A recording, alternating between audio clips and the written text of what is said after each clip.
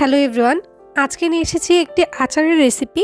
সেটা হচ্ছে জলপাইয়ের তেলের আচারের রেসিপি, যেটা কিনা সারা বছর আপনারা রেখে খেতে পারবেন। খুবই মজাদার, খিচুড়ি বা ভাতের সাথে কিন্তু অনেক বেশি ভালো লাগে জলপাইয়ের আচার। তো যারা পছন্দ করেন এই আচারটি বানিয়ে নিতে পারেন। তো আমি এই জলপাইয়ের সিজনে বানিয়েছিলাম এই মজাদার আচারটা। চলুন আজকে আপনাদের সাথে সেই রেসিপিটা শেয়ার করে নেই। আর যেহেতু তেলের আচার, এটা কিন্তু অনেক দিন ভালো থাকবে। চলুন দেখে নেই। প্রথমে এখানে আমি 4-5 কোয়া রসুন নিয়েছি, আর নিয়েছি 2 টেবিল চামচ কালো সর্ষে। আপনারা এখানে চাইলে সাদা আর কালো মিক্সড করে নিতে পারেন। আর এখানে আমি 1 কেজি জলপাই নিয়েছি, এগুলোকে ভালো মতো ধুয়ে একটু ঝরিয়ে রেখেছি। এরপর এই রসুন আর সরিষার সাথে কয়েকটা শুকনো মরিচ দিয়ে আমি খুব ভালো মতো ব্লেন্ড করে নিব। এখানে 2 টেবিল চামচের মতো সর্ষে নিয়েছিলাম।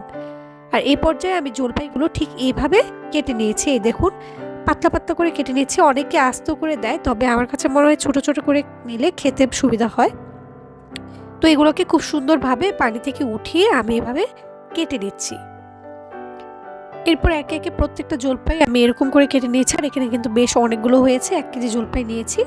এরপর এখানে দিয়ে দিব 2 টেবিল চামচ মরিচের গুঁড়ো, 1 টেবিল চামচ হলুদের গুঁড়ো, আর এখানে একটু বেশি করে আমি লবণ দিয়েছি। লবণটা আপনার টেস্ট অনুযায়ী দেবেন। এখানে আমি 2 টেবিল চামচের মতো লবণ দিলাম। আর ওই যে সরিষার মিশ্রণটা আমি দিয়ে দিলাম, সামান্য একটু রেখে দিয়েছিলাম। তো এটাকে আমি খুব ভালো মতো মিক্স করে নিচ্ছি, আর একটু লবণ অ্যাড করে দিলাম। তারপর জলপাইগুলোকে আমি ভালো মতো মিক্স করে নিচ্ছি। আর খুব ভালো মতো মিক্স করে নেবেন, যাতে করে প্রত্যেকটা জলপাই মশলাটা ভালো মতো লাগে, এরকম করে। তো মিক্সড করে এগুলোকে কিন্তু আমি 1-2 দিন রোদে দিব। 2 দিন মিনিমাম রোদে দিতে হবে, তা না হলে কিন্তু নষ্ট হওয়ার পসিবিলিটি থাকবে না একেবারে রোদে দিলে। তো দুটো পাত্রতে আমি ভালো মতো মিক্স করে নিচ্ছি, যাতে করে ভালো মতো মশলাটা লেগে যায়। আমের আচারের সাথে সাথে কিন্তু এই জলপাইয়ের আচারটাও আমি প্রতি বছর দিয়ে থাকি, যাতে করে সিজন শেষ হলেও খাওয়া যায়। আর ভাত বা খিচুড়ির সাথে তো অনেক বেশি ভালো লাগে। তো এই দেখুন, আমি মিক্স করে দিয়েছিলাম খুব ভালো মতো। আর এগুলোকে 2টা পাত্রে আমি আলাদা করে নিলাম, যাতে আমার রোদে শুকাতে সুবিধা হয়। তো এগুলোকে আমি ছাদে রোদ দিয়ে দিলাম। প্রায় 2 দিনের মতো রোদ দিয়েছিলাম, আর একটা পাতলা কাপড় দিয়ে ঢেকে দিয়েছিলাম, যাতে করে কোনো ময়লা না পড়ে।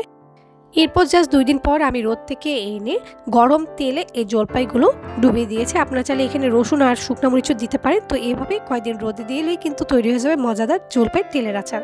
কেমন লাগলো রেসিপিটি জানাবেন, ভালো লাগলে একটি লাইক দেবেন। ধন্যবাদ সবাইকে।